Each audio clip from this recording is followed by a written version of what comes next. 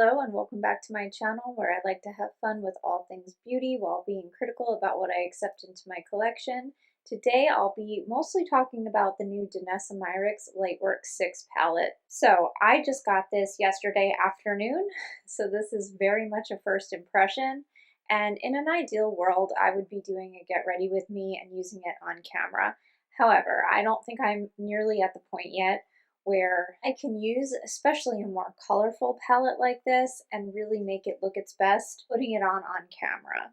So what I'm gonna do is I'm gonna insert a bunch of B-roll so you can see the look I did today, the look I did yesterday, and get to see it in action in that way instead. You know, just for now, really, I think that's probably my best bet in terms of getting useful footage. I decided to sort of drop everything and put this video out before I have really fully formed thoughts, just because I was able to get it a little bit early because there was a glitch on Sephora that allowed me to purchase this, I think a day or two before it actually released. Even though Sephora did get it a day before it officially launched, this was like 2 days before that even. So because I was able to get it so quickly, I thought it really might be useful to put this content out there. Yesterday when I got the palette, I immediately dropped everything and swatched it.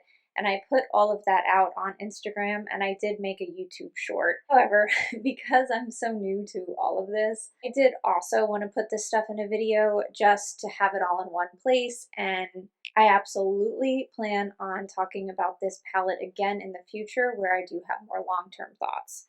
What I can say initially is, all right, I'm going to start with the good. So part of this for me is just being honest with myself about why I'm buying something, because in all reality, that's going to mean that my expectations are different, and the makeup meeting those expectations it's going to be a different scale. So for this palette, my truth is I just really like the brand. I really like that they come out with these every year and that they're limited edition, and I am somewhat of a collector at this point. I used to do this with motherships. That used to be the once a year palette that I would be excited about beyond everything else. And yeah, they were expensive, but it was really a one time a year thing. Starting last year, I actually stopped buying the motherships. I'll be really curious to see what this year's looks like because I know there's been a pretty significant amount of pushback with the brand sort of falling from popularity lower every year. But regardless, I am not nearly as excited about that anymore. So this has sort of taken the place of those palettes for me. And I know that part of why I'm buying it is just because I want to have this year's Lightwork palette. Another reason is that I really like this year's packaging and theme. I think the packaging is super innovative. I don't have anything else like this. And I'm not gonna lie, I like the name of the palette, I like the shade names, I like the innuendo there, and I think it's very timely, it's fitting, and it's a fun thing that I really just want to be a part of. So because of that, it has already met every expectation that I could possibly have for this palette. I am 100% thrilled that I have it. I don't regret anything. And even though I haven't technically put every shade on my eye, I know that this was a solid purchase for me. With that said, I don't think that this would be the best palette for everybody.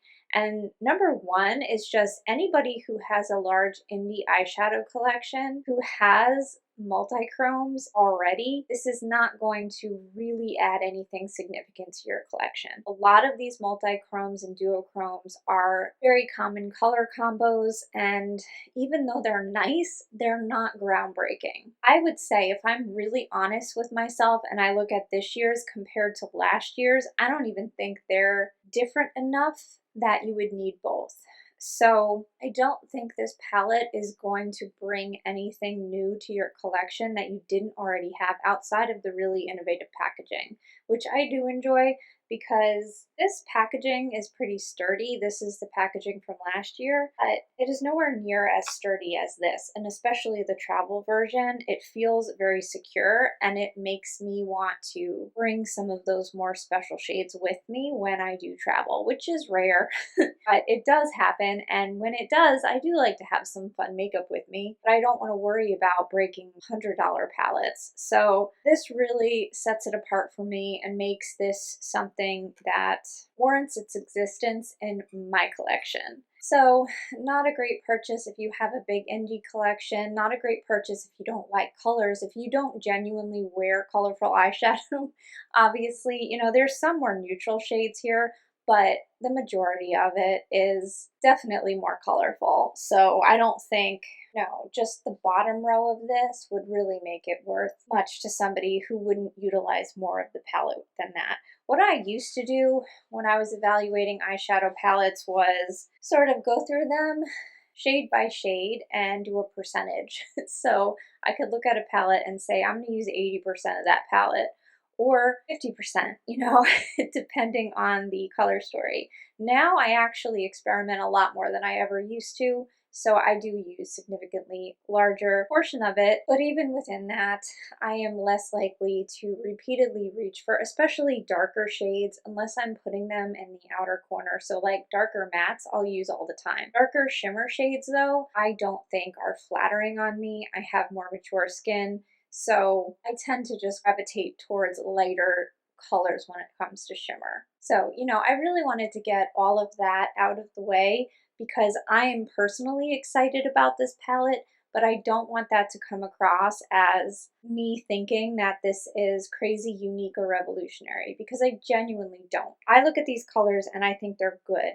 They're good, solid multi-chromes. And I felt the same about last year's palette. I thought that was a step up in terms of being the closest thing we have on the mainstream market to indie quality multi-chrome shadows. I think my personal experience, this comes the closest. Pat McGrath also has good multi-chromes, but they're few and far between. So this is definitely not only the best quality, but the most options if you're in the market for that. But you would like to get an eyeshadow palette that you can return at Sephora. I totally understand that, and I think that makes sense for a lot of people. So anyway, what I'm gonna do now is I'm going to insert close-ups and swatches so you can get a look at the palette for yourself. And then I'm gonna pop back in for some final thoughts.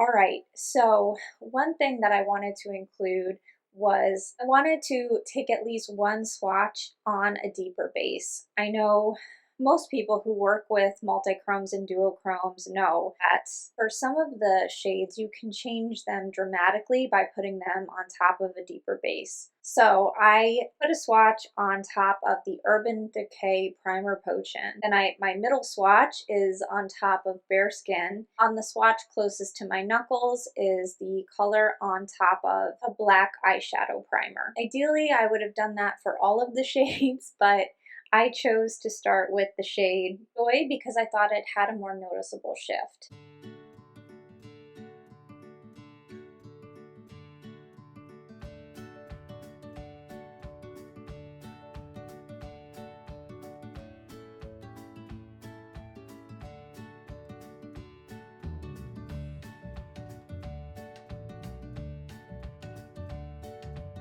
Now I'm going to insert some footage comparing the shift of Joy with the duochrome from Glaminatrix called Serpent.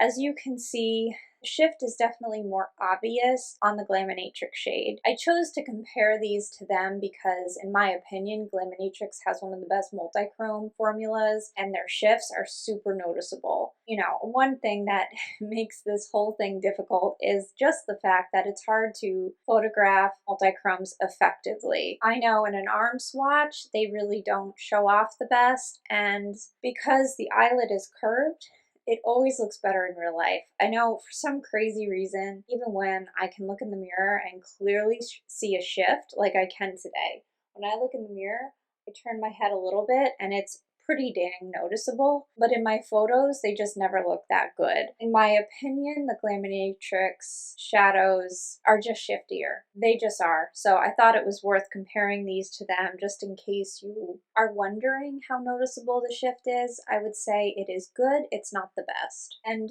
finally, I'm going to compare this year's palettes to last year's palettes.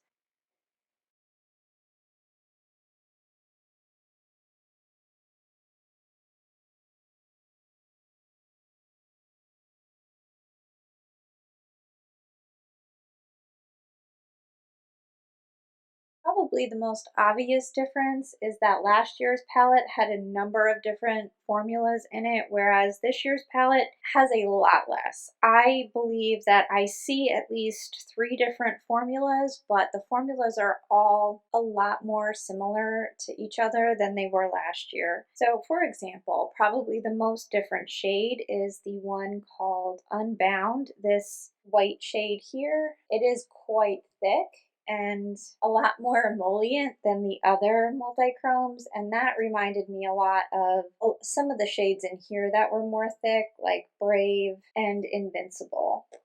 The other formula that I thought was slightly different was along this top row here, deep pink, the purple, the blue, and this rusty red here. These are the more satin shades, and that reminded me to the formula last year of shades like Unstoppable, Unbreakable, and Enough.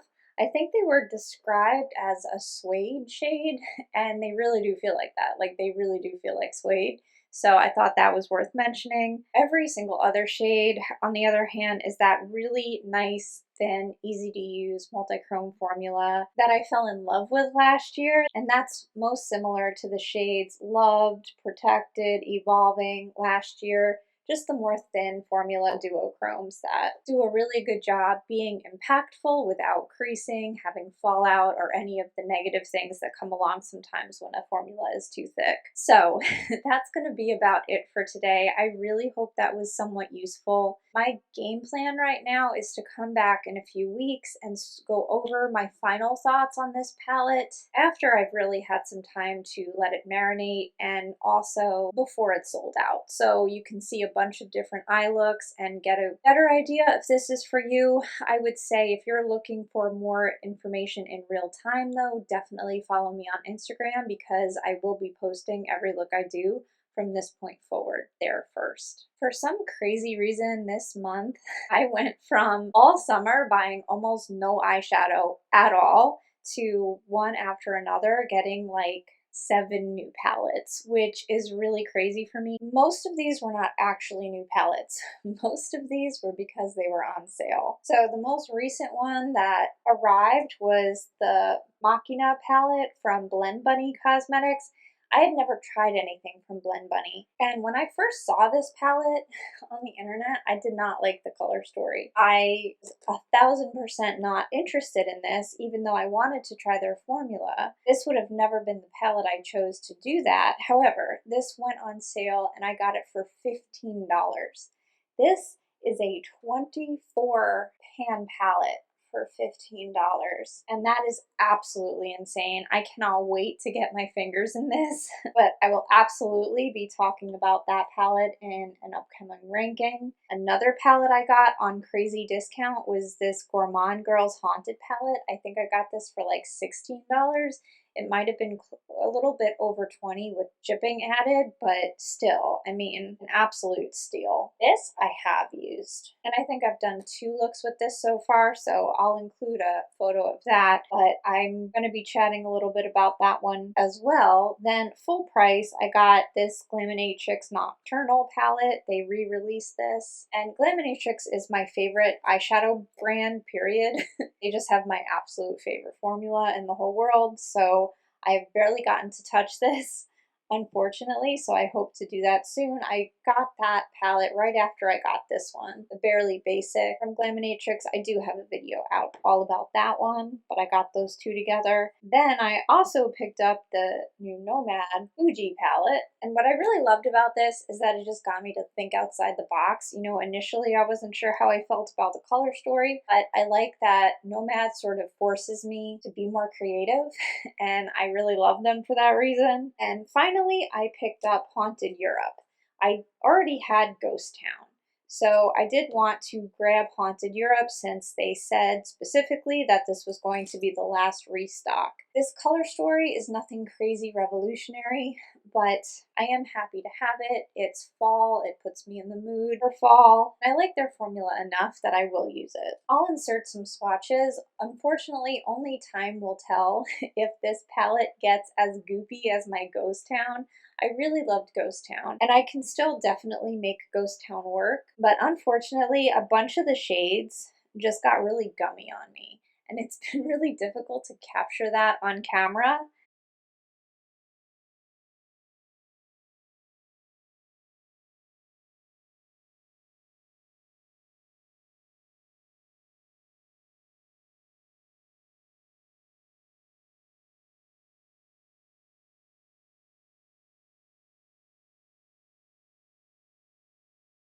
I mean, if you're familiar at all with Nomad's formula, all of their shimmers are slightly gummy, but some are definitely worse than others, and I do think this palette in particular got worse over time.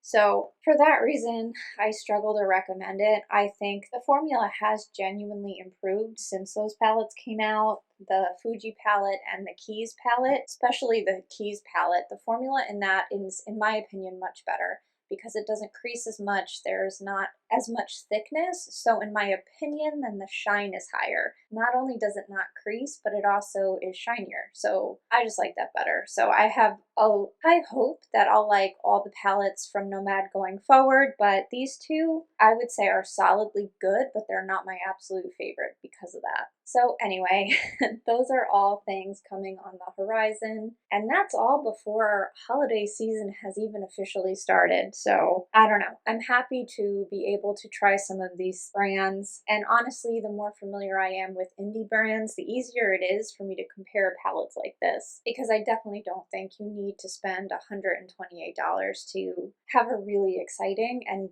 quality eyeshadow experience. So anyway, I'm gonna wrap that up here. I have one more Ulta video to do. I plan on filming that on Tuesday and hopefully getting it out by Thursday or Friday. And then I am relatively certain that a week after that is going to be the start of Sephora sale season, which, you know, I'm not gonna lie, in some ways I do get more excited about that. And then hopefully I'll have some more time for some good old-fashioned reviews, and I certainly have plenty of palettes to work with for that.